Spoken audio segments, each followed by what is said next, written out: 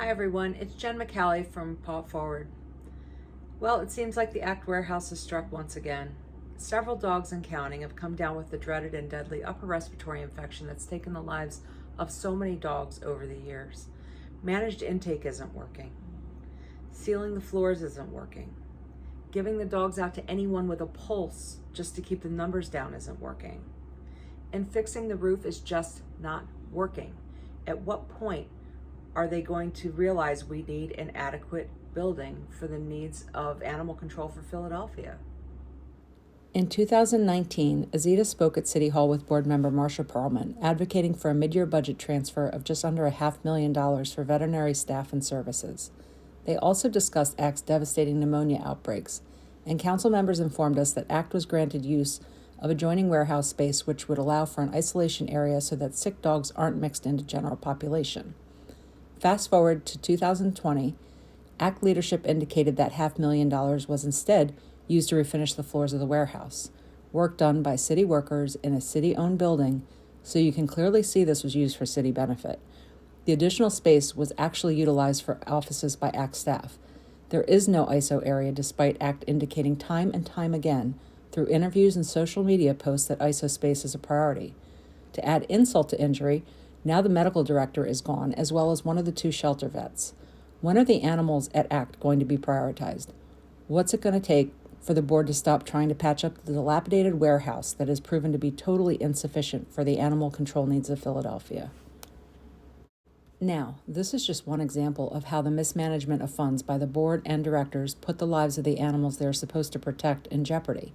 An audit conducted in 2019 by Rebecca Reinhardt, the city controller, found missing and inappropriate distribution of funds, that the Managing Director's Office, or MDO, had failed in its oversight of ACT, had approved new hires without determining if a fair hiring process had occurred, among numerous other violations. She recommended the MDO representative not act as the chair of the ACT board, and further that the board's role should be expanded to support fundraising efforts. ACT also doesn't even comply with its own bylaws by having the full 12 board member seats filled. Astoundingly, 2 years later, the same people are still in charge and handling the funds, hiring, and oversight. Tracy Ray, manager, business ops, and HR, and somehow Joanna Otero Cruz remain the board chair. The board is still inactive with fundraising efforts, and there are still vacant seats. Executive Director Aurora Velasquez has brought in her buddy from New York ACC, Summer Dolder, to be the Director of Strategic Initiatives.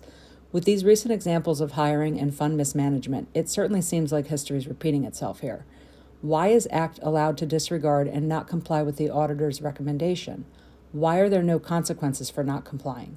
Finally, why on earth is this board still in place when they have proven over and over to be completely inadequate? Recently, after noticing a statement on the last board notes that a $20,000 X-ray machine was purchased for the shelter, the board was contacted to verify.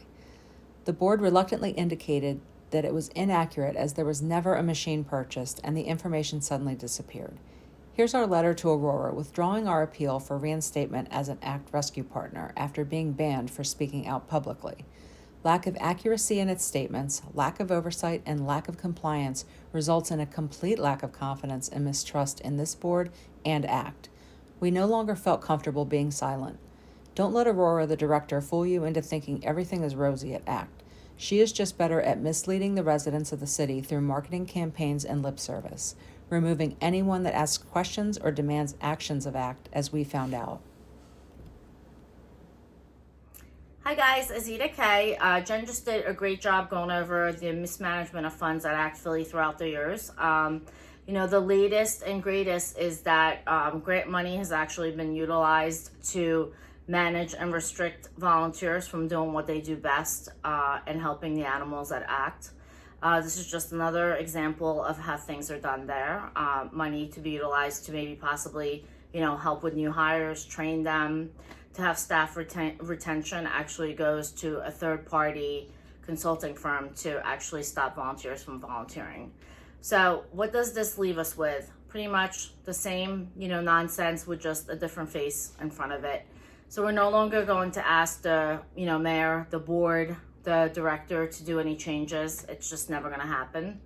Instead, we'd like to put our efforts and passion towards putting together a committee that's actually going to have like-minded individuals that are, you know, proactive and come up with a shelter plan, a new shelter, a great foundation to start from that's actually going to be there to help the homeless animals of Philadelphia.